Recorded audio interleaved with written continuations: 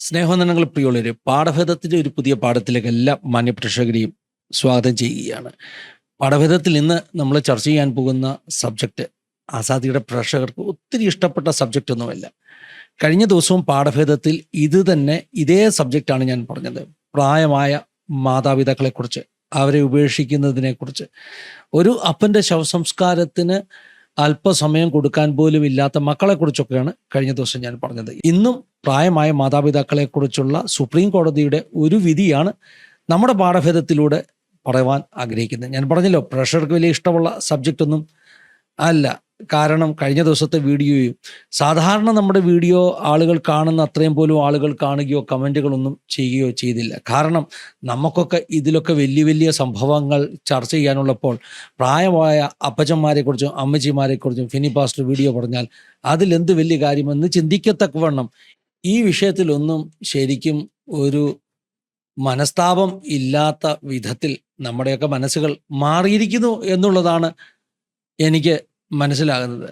ഇങ്ങനെയുള്ള വീഡിയോകൾ ചെയ്യാതെ എന്തെങ്കിലുമൊക്കെ ആരുടെയെങ്കിലുമൊക്കെ വലിയ പ്രശ്നങ്ങളും കുറ്റങ്ങളും ഒക്കെ പറഞ്ഞൊരു വീഡിയോ ചെയ്യുകയാണെങ്കിൽ ആ വീഡിയോ ഒക്കെ വൈറലാകുന്ന കാഴ്ച കഴിഞ്ഞിടയ്ക്ക് നമ്മൾ കണ്ടിട്ടുണ്ട്. പക്ഷേ ഈ വീഡിയോ ഞാൻ ചെയ്യുന്നത് വീഡിയോ വൈറലാകാൻ വേണ്ടിയല്ല, വ്യൂസ് കിട്ടാൻ വേണ്ടിയല്ല.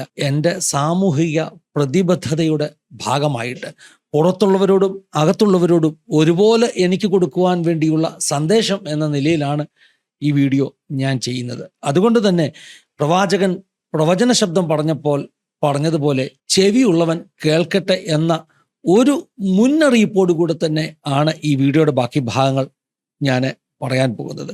കഴിഞ്ഞ ദിവസം ഞാൻ പറഞ്ഞല്ലോ, ഒരു അച്ഛൻ മരിക്കുമ്പോൾ ശവദാഹത്തിന് പോലും മക്കൾക്ക് എത്തുവാൻ കഴിയുന്നില്ല. വീഡിയോ കോൾ വഴി ആ ശവദാഹം കാണുന്ന മകളുടെ പരാതി, ഇത് ഒത്തിരി നീണ്ടുപോകുന്നല്ലോ, ഞങ്ങൾക്ക് കുളിക്കാനും ഭക്ഷണം കഴിക്കാനും ഒക്കെ ഉണ്ട് എന്ന പരാതി. അതാണ് ലോകം കേട്ടോ. വൃദ്ധസദനങ്ങളിൽ അമ്മയും അപ്പനെയും ഒക്കെ അടയ്ക്കുന്ന, അവിടെ ആക്കിയിട്ട് മറന്നു കളയുന്ന മക്കളുടെ ലോകം. ഇപ്പോൾ സുപ്രീം കോടതിയുടെ ഒരു വിധി ഇന്ന് എൻ്റെ ശ്രദ്ധയിൽപ്പെട്ടത് കഴിഞ്ഞ ദിവസം വന്ന ഒരു വിധിയാണ്. അതായത് പ്രായമായ മാതാപിതാക്കളെ വീട്ടിൽ നിന്ന് ഇറക്കിവിട്ടാൽ മക്കളുടെ സ്വത്ത് പിടിച്ചെടുക്കാനുള്ള അധികാരം സീനിയർ സിറ്റിസൺ ട്രൈബ്യൂണലിന് ഉണ്ട് എന്ന് സുപ്രീം കോടതി വിധി വന്നിരിക്കുന്നു. ഇത് വലിയൊരു നാഴികക്കൽ വിധിയാണ്. കാരണം ഞാൻ പറഞ്ഞല്ലോ, ഈ സാംസ്കാരികമായിട്ട് കൾച്ചറലി ഒത്തിരി മാറിയ ഒരു സൊസൈറ്റിയിലാണ് നമ്മൾ ജീവിക്കുന്നത്. ഈ പറഞ്ഞതുപോലെ ലോകത്തിൽ എവിടെയാണെങ്കിലും, പ്രത്യേകിച്ചും കേരളമെന്നോ സൗത്ത് ഇന്ത്യ എന്നോ ഉത്തരഭാരതമെന്നോ ഒന്നും വ്യത്യാസമില്ല. പണ്ടൊക്കെ ആളുകൾ പറയുമായിരുന്നു, ചില സ്ഥലത്തുള്ള ആളുകൾ ഇങ്ങനെയുള്ള വിഷയങ്ങളിൽ മാതാപിതാക്കളെ നോക്കുന്ന കാര്യത്തിലൊക്കെ വളരെ സംസ്കാര സമ്പന്നരാണെന്നൊക്കെ പറയുമായിരുന്നു. ഇപ്പോൾ അങ്ങനെയൊന്നുമില്ല. ലോകത്തിൻ്റെ എല്ലാ ഭാഗത്തും അമ്മയപ്പന്മാരോടുള്ള കെയർ കുറഞ്ഞുകൊണ്ടിരിക്കുന്ന ഒരു കാലഘട്ടത്തിൽ പ്രായമായ അശരണരായ മാതാപിതാക്കൾക്ക് വലിയ ഒരു ആശ്വാസമാണ് ഈ വിധി. വിധിക്ക് ആസ്പദമായി ഉണ്ടായ സംഭവം എന്ന് പറഞ്ഞാൽ UP-കാരനാകുന്ന രവികാന്ത് ഗുപ്ത എന്ന് പറയുന്ന ഒരാൾ കൊടുത്ത ഒരു കേസാണ്. രവികാന്ത് ഗുപ്തയുടെ മക്കൾ രവികാന്ത് ഗുപ്തയെ വീട്ടിൽ താമസിപ്പിക്കുന്നതിൽ അവർക്ക് തടസ്സമൊന്നുമില്ല. അവരുടെ മക്കൾക്ക് അപ്പനെ വീട്ടിൽ താമസിപ്പിക്കുന്നതിന് തടസ്സമൊന്നുമില്ല. പക്ഷെ രവികാന്ത് ഗുപ്തയുടെ അമ്മ, 81 വയസ്സുള്ള വിധവയായ രവികാന്ത് ഗുപ്തയുടെ അമ്മ എന്ന് പറഞ്ഞാൽ വല്യമ്മച്ചി, ഈ വല്യമ്മച്ചിയെ ഒരു ഓൾഡ് ഏജ് ഹോമിൽ അടച്ചു. അതായത് അപ്പനെ വീട്ടിൽ നിർത്താം, പക്ഷെ അപ്പൻ്റെ അമ്മയും കൂടെ ഞങ്ങൾക്ക് നോക്കാൻ വയ്യ എന്ന ഒരു ചിന്ത. ഇത് രവികാന്ത് ഗുപ്തയ്ക്ക് ഇഷ്ടപ്പെട്ടില്ല. അദ്ദേഹം കോടതിയിൽ കേസ് കൊടുത്തു. രവികാന്ത് ഗുപ്ത അദ്ദേഹം സബ് ഡിവിഷണൽ മജിസ്ട്രേറ്റിനെ സമീപിക്കുന്നു. സബ് ഡിവിഷണൽ മജിസ്ട്രേറ്റ് വിധി പുറപ്പെടുവിച്ചു. ഈ മക്കളെ വീട്ടിൽ നിന്ന് പുറത്താക്കുവാനും ആ വീട്ടിൽ രവികാന്ത് ഗുപ്തയ്ക്കും അദ്ദേഹത്തിൻ്റെ അമ്മയ്ക്കും താമസിക്കുവാനുമുള്ള അനുവാദം കൊടുത്തുകൊണ്ട്, അതായത് മക്കളുടെ സ്വത്ത് പിടിച്ചെടുത്ത് ഈ മാതാപിതാക്കൾക്ക് കൊടുക്കത്തക്കവണ്ണം സബ് ഡിവിഷണൽ മജിസ്ട്രേറ്റ് SDM ഒരു ഓർഡറൊക്കെ കൊടുത്തു. പക്ഷെ അതുകൊണ്ട് കഥ തീർന്നില്ല. ഈ SDM ഓർഡറിനെ ഈ മക്കൾ അവരെ ഹൈക്കോടതിയിൽ ചോദ്യം ചെയ്തു.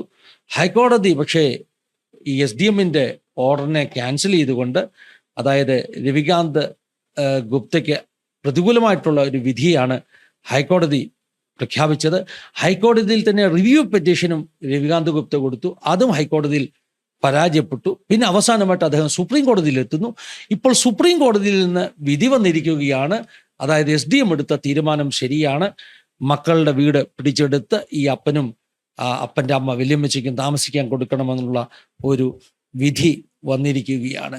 2007 തന്നെ ഇത് സംബന്ധിച്ച് ഒരു നിയമമുണ്ട്. അതായത് പ്രായമായ മാതാപിതാക്കളെ അങ്ങനെ വഴിയിൽ ഉപേക്ഷിക്കുവാൻ കഴിയില്ല. സീനിയർ സിറ്റിസൺസ് ട്രൈബ്യൂണലിന് മക്കളുടെ സ്വത്ത് കണ്ടെത്തിയോ അല്ലെങ്കിൽ പിടിച്ചെടുത്ത് മാതാപിതാക്കൾക്ക് തിരിച്ചു കൊടുക്കാനൊക്കെയുള്ള നിയമങ്ങൾ 2007 തന്നെയുണ്ട്. പക്ഷേ സുപ്രീം കോടതിയുടെ ഈ വിധിയോടുകൂടെ ആ ഒരു നിയമത്തിന് കൂടുതൽ കരുത്ത് ലഭിച്ചിരിക്കുകയാണ്. എൻ്റെ ഒരു വിശ്വാസം അനേക കഷ്ടപ്പെടുന്ന ഈ പറഞ്ഞ എൽഡർലി ആയിട്ടുള്ളവർക്ക് ഈ വിധി ഒരു സഹായകമായി തീരുമെന്ന് ഞാൻ ചിന്തിക്കുന്നു. അപ്പോൾ ഈ ഒരു വാർത്ത പറയുമ്പോൾ ഒരുപക്ഷെ പ്രേക്ഷകരിൽ ചിലരൊക്കെ ചിന്തിക്കും, നമ്മളൊക്കെ നമ്മുടെ അപ്പനെയും അമ്മയും ഒക്കെ നോക്കുന്നവരാണല്ലോ എന്ന് നമ്മൾ ചിന്തിക്കും. എന്നാൽ സത്യം അതല്ല പ്രിയമുള്ളവരെ. വിശ്വാസ സമൂഹത്തിൽ തന്നെ മാതാപിതാക്കളെ വഴിയിൽ ഇറക്കി വിടുന്ന ആളുകളുണ്ട് എന്ന് പറയുമ്പോൾ, ഏതെങ്കിലും ഓൾഡ് ഏജ് ഹോമിൽ കൊണ്ട് അടയ്ക്കുന്ന ആളുകളുണ്ട് എന്നൊക്കെ പറയുമ്പോൾ അത് സങ്കടകരമാകുന്ന ഒരു അവസ്ഥയാണ്. ആസാദിയുടെ പ്രെയർ ലൈനിൽ അങ്ങനെയുള്ള പല ഫോൺ കോളുകളും എനിക്ക് ലഭിക്കാറുണ്ട്. ആ വ്യക്തികളുടെ ഐഡൻറ്റിറ്റി വെളിപ്പെടുത്തുവാൻ തരമില്ലാത്തത് കൊണ്ട് ഡീറ്റെയിൽസ് ഞാൻ പറയുന്നില്ല. പക്ഷെ വളരെ വേദനയോട് 80-85 വയസ്സുള്ള അപ്പന്മാർ അമ്മമാർ എന്നെ വിളിച്ച് അവരുടെ സങ്കടം പറഞ്ഞ ഒത്തിരി അനുഭവങ്ങൾ എൻ്റെ ഓർമ്മയിലുണ്ട്. അതുകൊണ്ട് തന്നെ എനിക്കറിയാം ഇത് നമ്മളെ ബാധിക്കുന്ന വിഷയമല്ല എന്ന് പറഞ്ഞ് ഇരുട്ടുകൊണ്ട് ഓട്ടയടയ്ക്കുന്നതിൽ ഒന്നും ഒരു കാര്യമില്ല. ഇത് നമ്മുടെ ഇടയിലും ഇങ്ങനെയൊക്കെയുള്ള പ്രശ്നങ്ങൾ ഉണ്ട് എന്നുള്ളത് വലിയ ഒരു സത്യമാണ്.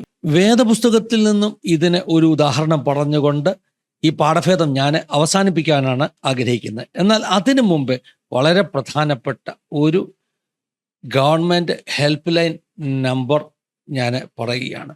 14567 എന്ന് പറയുന്ന ഒരു ടോൾ ഫ്രീ ഹെൽപ്പ് ലൈൻ നമ്പറുണ്ട്.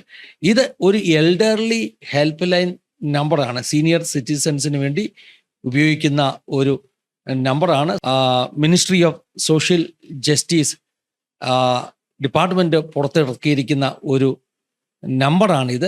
പ്രായമായ എൽഡർലി ആയിട്ടുള്ള ആളുകൾക്ക് എന്തെങ്കിലും പ്രശ്നങ്ങളുണ്ടെങ്കിൽ ഈ നമ്പറിൽ ബന്ധപ്പെടുവാൻ കഴിയും. helpageindia.org എന്ന് പറയുന്ന ഒരു വെബ്സൈറ്റുമുണ്ട്. പലർക്കും ഈ ഡീറ്റെയിൽ പ്രയോജനമാകുമെന്നുള്ള വിശ്വാസം കൊണ്ട് ഞാൻ ഇത് പങ്കുവച്ചു. ഇനി വേദപുസ്തകത്തിൽ നിന്ന് ഒരു കാര്യം നമ്മൾ ഗ്രഹിക്കണം. വേദപുസ്തകത്തിൽ പ്രായമായവരെ, എൽഡർലി ആയവരെ നമ്മൾ ബഹുമാനിക്കണം, അവരെ കെയർ ചെയ്യണം എന്നൊക്കെയുള്ളത് വളരെ നമുക്ക് പഠിക്കുവാൻ കഴിയുന്ന കാര്യമാണ്. പക്ഷേ അതിലേറ്റവും പ്രസക്തമായ ഉദാഹരണം നമ്മുടെ കർത്താവായ യേശു ക്രിസ്തു തന്നെയാണ്. യേശുവിൻ്റെ ക്രൂശീകരണ വേളയിൽ താൻ ക്രൂശിതനായിരിക്കുമ്പോൾ, വലിയ പെയിനിലൂടെ കടന്നു പോകുമ്പോൾ, മരണത്തോട് അടുത്തുകൊണ്ട് ഇരിക്കുമ്പോൾ യേശു തൻ്റെ അമ്മയെ കണ്ടു. തൻ്റെ അമ്മ തന്നെ ഉദരത്തിൽ വഹിച്ച് ഈ ഭൂമിയിലേക്ക് കൊണ്ടുവരുവാൻ ഉപയോഗിക്കപ്പെട്ട സ്ത്രീ അവർ നിൽക്കുന്നത് കണ്ടപ്പോൾ യേശു തൻ്റെ അമ്മയെ തൻ്റെ അരുമ ശിഷ്യനാകുന്ന യോഹന്നാൻ്റെ കയ്യിൽ ഏൽപ്പിച്ചു. എന്തുകൊണ്ടെന്നറിയാമോ? തൻ്റെ അമ്മയ്ക്ക് സംരക്ഷണം ആവശ്യമാണെന്ന് യേശുവിനറിയാം. യേശു താന് മരിക്കുവാൻ പോകുന്ന സമയത്ത് യേശു തൻ്റെ അമ്മയെ ഉപേക്ഷിച്ച് കളഞ്ഞില്ല, മറന്നു കളഞ്ഞില്ല. മറിച്ച് അവരുടെ സംരക്ഷണം യോഹന്നാനെ ഏൽപ്പിച്ചത് നമുക്കൊക്കെ നൽകുന്ന വലിയ ഒരു സന്ദേശമാണ്. നമ്മളും ജീവിതത്തിൻ്റെ ഏത് സാഹചര്യത്തിലും ഈ പറഞ്ഞതുപോലെ പ്രായമായവരെ, മാതാപിതാക്കളെ മറക്കുവാൻ പാടില്ല എന്നൊരു സന്ദേശമാണ് യേശുവിൻ്റെ ആ ക്രൂശിലെ ആ ഒരു മൊഴിയിലൂടെ നാം കാണുന്നത്. യേശു തൻ്റെ അമ്മയോട്, സ്ത്രീയെ ഇതാ നിന്റെ മകൻ, താൻ സ്നേഹിക്കുന്ന ശിഷ്യനോട് ഇതാ നിന്റെ അമ്മ എന്ന് പറഞ്ഞ് യേശു തൻ്റെ അമ്മയെ തൻ്റെ അരുമ ശിഷ്യൻ്റെ കയ്യിൽ ഏൽപ്പിച്ച് കൊടുക്കുകയാണ്. എത്ര വലിയ ഒരു കാര്യമാണ് യേശു ചെയ്തത്. ക്രൂശിലെ മരണസമയത്ത് പോലും തൻ്റെ ഉത്തരവാദിത്വം എന്താണെന്ന്, മകനെന്ന നിലയിൽ തൻ്റെ ഉത്തരവാദിത്വം എന്താണെന്ന് യേശുവിന് നല്ല ബോധ്യമുണ്ടായിരുന്നു. നാം ആ ഗുരുവിൻ്റെ അനുയായികളെങ്കിൽ, അവനെ പിൻപറ്റുന്നവരെങ്കിൽ നാമും ഇത്തരം ഉത്തരവാദിത്തങ്ങളെ മറന്ന് ജീവിക്കരുത് എന്ന ഒരു പാഠം പറഞ്ഞുകൊണ്ട് ഈ പാഠഭേദയോടെ അവസാനിപ്പിക്കുകയാണ്. ദൈവം എല്ലാവരും സഹായിക്കട്ടെ, അനുഗ്രഹിക്കട്ടെ. God bless you all. Have A wonderful time.